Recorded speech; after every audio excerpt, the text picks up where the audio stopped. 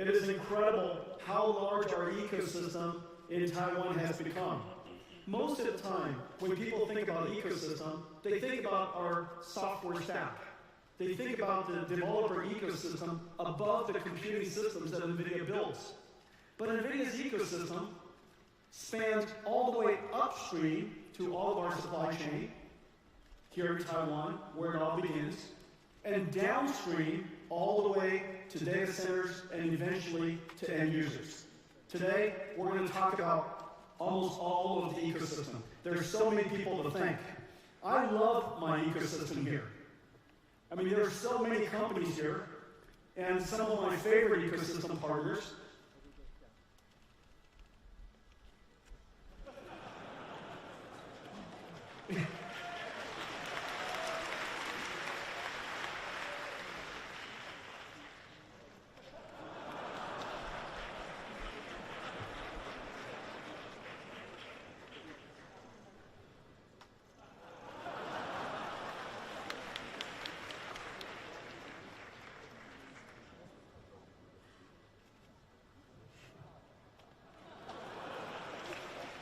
So many. Taiwan's rich ecosystem. The richest ecosystem, the world's best supply chain ecosystem. Unbelievable. Well, thank you all for being here. And this year, our businesses together are growing incredibly. In fact, somebody told me last night that the annual GDP of Taiwan is going to grow almost 10%.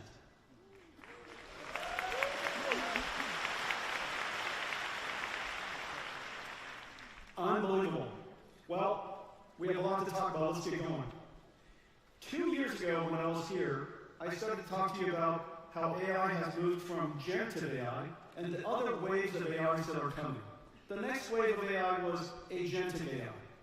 And today, we can say that Agentic AI has arrived, that useful AI has arrived. Now, what does this mean? This is GitHub. This is, of course, one of the first applications of Agentic AI is software coding, one of the most valuable professions. An incredibly large ecosystem, 30 million, 40 million professional software developers, probably another couple of hundred who are students and enthusiasts and so on and so forth. But say 30, 40 million software developers in the world code for a living. And this represents most of them. This is GitHub. The pull request is when they download software, they modify it, and commit is when they push it back up. Okay? And so if you could look at this, in 2023, the number of commits was 300 million. 2024, 400 million. 2025, 500 million commits. In the first few months of 2026, it has nearly tripled. Now, what does that mean? 30 million software developers representing about $3 trillion worth of GDP, producing that's what they're paid, $3 trillion worth of salaries per year, which is generating economic growth for the rest of the industries. Say $100 trillion of the world's industries is generated by $3 billion worth of salary. That $3 trillion worth of salary is now producing nearly 3 times as much output. It's effectively a $9 trillion productivity from $3 trillion of salaries. Does that make any sense?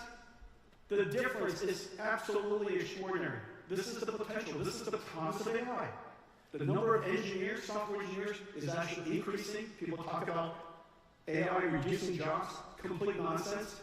It's causing more software engineers to be hired, and the reason for that is very simple. If you can hire a software engineer, and you can generate $9 trillion worth of productive work, why would you want to hire more software engineers? If that line was flat, then obviously people will hire fewer software engineers. But because the output is so incredible, people want to hire more software engineers. This is going to show up in our economy somehow soon. And so the first thing is useful AI has arrived. Now, what does that mean from the industry's perspective? From the industry's perspective, that means that tokens are now in extraordinary demand. Because if you could do this, you're going to want to produce more of it. And because tokens are now profitable units. Tokens are now profitable units of revenues. Because it is now profitable, the AI companies want to build a lot more tokens, generate a lot more tokens, build more AI factories, which is the reason why compute demand here in Taiwan has skyrocketed.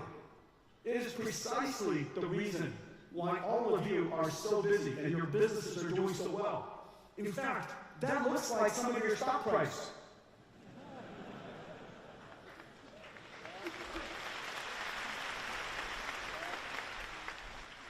The compute pattern has changed. Everything has changed. So the first idea is that useful AI has arrived. AI is now a profit generator. AI is now a GDP generator. And behind it is a whole new kind of computing pattern. Not just a large language model, but an agent.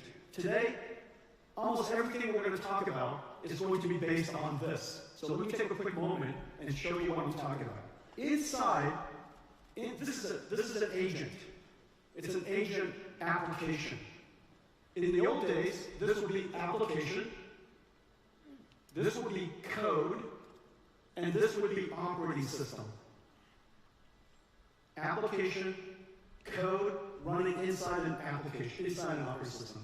Today, it is agent, which consists of a large language model, or many, sitting inside a harness, and that harness helps it, orchestrates it to do productive work. This is the input. When that input comes, it has to understand, observe, reason, act, use tools. That tool could be a spreadsheet, web browser, a data processing engine, database engine, for example. This is orchestrated, this harness orchestrates this routing of information every single time it touches either processing the context, understanding what is happening, reasoning about what to do, coming up with a plan that you can act, that it acts on. That orchestration path is orchestrated by some software. And so this is fundamentally an agent. It deals with short-term memory, called working memory, long-term memory, just like we do, we have long-term memory. And so the memory management system is incredibly important. This entire system is called an agent. The large language model is used to do the thinking, and the harness connects everything together, just like an operating system, okay? And so this is the new computing model, and this is what an agent. It could do incredible things. This is the big breakthrough. The simultaneous convergence of large language models that are now able to do a really good job thinking, reasoning, planning, using tools, and the fact that we have now these harnesses that manages memory, the orchestration, uses tools, we can now do amazing things. Let me give you some example. This is a prompt. This is the prompt.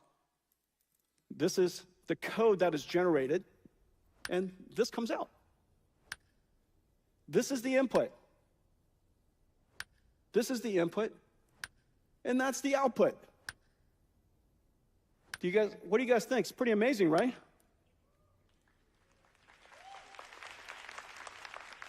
We use Claude Code here, but Codex does an incredible job as well. Here's another example. This is the input. Create a GIF, NVIDIA green dots on black scatter, form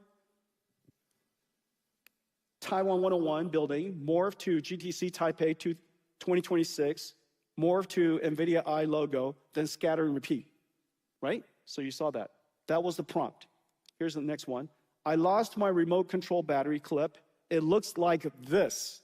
Create a CAD file. It uses a tool. Create a CAD file, ready for 3D printing to create a new one. Make sense? This is now the new computing pattern. Whereas we used to launch an application, click and type, we now replace that with explaining to the AI what we want, our intent, and the AI generates the code or uses tools and produce the necessary output. This is how computers are going to work in the future. This is agentic AI. For 2 years, we've been building towards this, and now it has arrived. Now, one of the big breakthroughs, of course, is tool use. A lot of people have said, you know, Jensen, AI is coming, agentic AI is coming, therefore all of the software companies are going to go out of business. I said, it's exactly the opposite. Because there are going to be so many agents, the world is no longer limited by the number of people. Therefore, those agents are going to use more tools than ever.